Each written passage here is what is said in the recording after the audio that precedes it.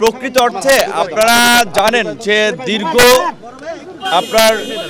দীর্ঘ 2 মাস ধরে যে সংস্কার বিষয়ে আলাপ আলোচনা হচ্ছে, যেটা নিয়ে জুলাই সনদ হবে, এবং আমরা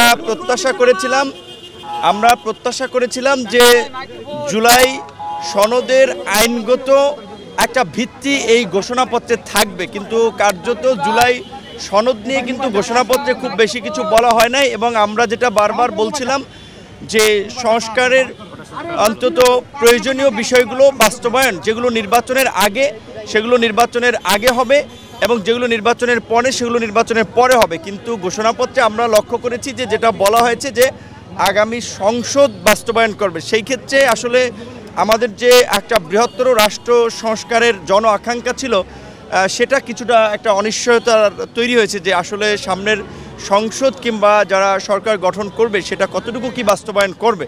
এবং আমরা ভেবেছিলাম যে এই বিশেষ করে ঘোষণাপত্রটা আসলে এত বিস্তৃত ইতিহাস সাধারণত ঘোষণাপত্রে থাকে না, ঘোষণাপত্র একেবারে সংক্ষিপ্ত হয়। সে কারণে যে এই 24-এর গণ অভ্যুত্থানের প্রেক্ষাপটটা ছিল আসলে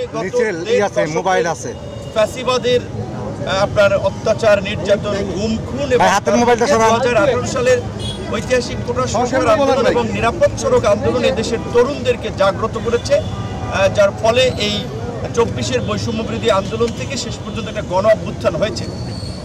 সেই ক্ষেত্রে আমাদের কাছে মনে হচ্ছে এটা বিস্তৃত ইতিহাস এবং মূল বিষয়ের যে অন্যান্য কিছু বিষয় চলে এসেছে। তারপরে আমরা দেশ জাতির স্বার্থে আমরা এটাকে ওয়েলকাম করি। আর যেহেতু জুলাই সনদ এখনো আপনার বাস্তবায়ন হয় নাই, তো ঘোষণা হয় নাই জুলাই সনদটা, সেটি নিয়ে আমাদের আলাপ আলোচনা থাকবে এবং অন্যান্য রাজনৈতিক অংশীজনদের সাথে আমরা আলাপ আলোচনা করে একটা আনুষ্ঠানিক প্রতিক্রিয়া জানাবো। আপনারা কি হতাশ কিনা ভাই? এক কথা বলেন।